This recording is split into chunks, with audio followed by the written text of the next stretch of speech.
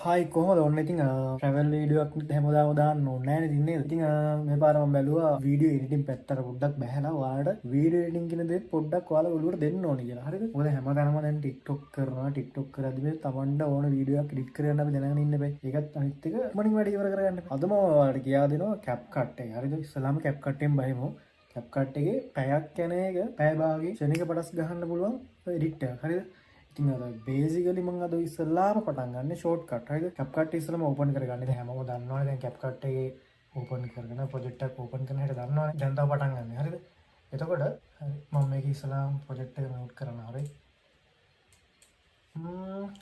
ඒකට CapCut එකේ දැන් අලුත් version එන්න යාළුවගේ පොල් ගතිය වැඩි වෙනවා. ඉස්සෙල්ලාම නිකන් දුන්නා. දැන් ඉතින් යාළුවා අපිට ආතල්ලයක් දීලා තියෙන්නේ. ඒ කතන්දර වෙන්නේ නැහැ. මේ CapCut ස්ක්‍රීන් එකේ උඩින්ම අපිට බලා ගන්න හම්බ වෙනවා ෂෝට්කට් එක. හරිද? මේ ෂෝට්කට් කියන ඉවර පස්සේ මම කට් කරන දාලා තියෙන්නේ ස්ලිප්ට්. ඒ කියන්නේ මේ ස්ලිප්ට් එකට දාලා තියෙන්නේ මම C. හරිද? ඩිෆෝල්ට් එනවා B කියන එක. හරිද? කන්ට්‍රෝල් එකයි B එකවමනවා සාමාන්‍යයෙන් කට් වෙන්නේ. ඉතින් මගේ ලේසියට මම දාලා තියෙන්නේ C. හරිද? එතකොට වෙනස් කරන්න යනවා නම් මේක ඊට පස්සේ කන්ටිනියු එඩිටින් දෙන්න සයින් ඉන් වෙන්න ඕනේ නැද්ද? ඒ වගේ මොකලක් කරන්න ඕනේ නැහැ. මම අනිත් එක දැන් ඒ කියන්නේ දැන් අපි දානවා මේ ලේයර්ස් ඒ කියන්නේ ඇඩ්ජස්ට්මන්ට් ලේයර්ස් දානවා. එතකොට ඉෆෙක්ට් දානවා. ඊට පස්සේ ෆිල්ටර්ස් දානවා. ඒ ඔක්කොම එකවර කට් එකක් ගහන්න ඕන.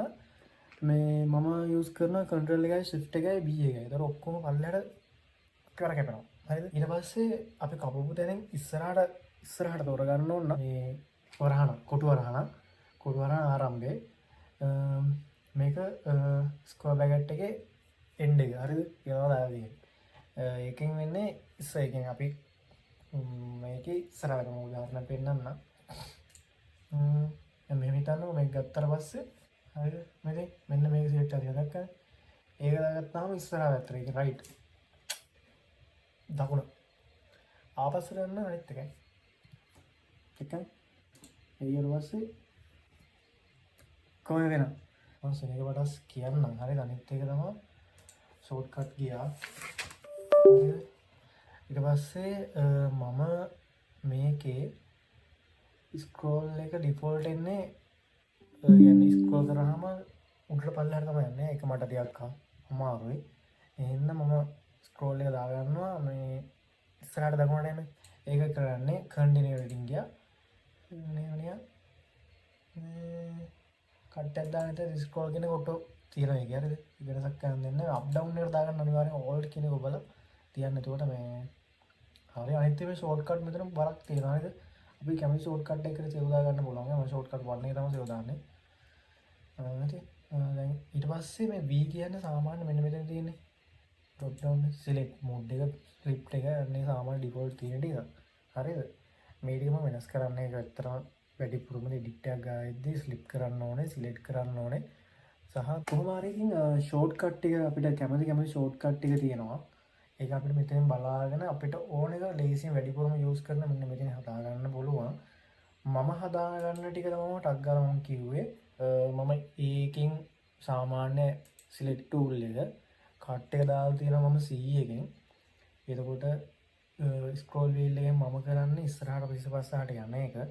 එකකට සම්පූර්ණ කට් එක දා ගන්නවා. control එක shift එකයි B එකම ඔක්කොම එකවර කට් වෙනවා. හරිද? ඕක ටික තමයි බේසිකලි පටපට ගාලා ඉවර ගන්න පුළුවන්. අනිත් එක විශේෂම දේ. ප්‍රොජෙක්ට් එක ටයිම්ලයින් එක zoom in zoom out කරන්න පුළුවන්.